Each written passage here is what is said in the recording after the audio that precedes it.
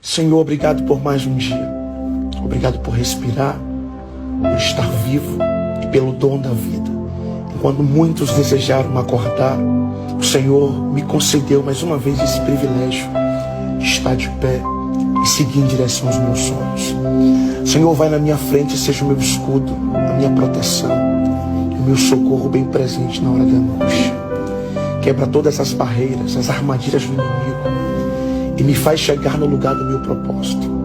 Que nada venha abalar a minha fé.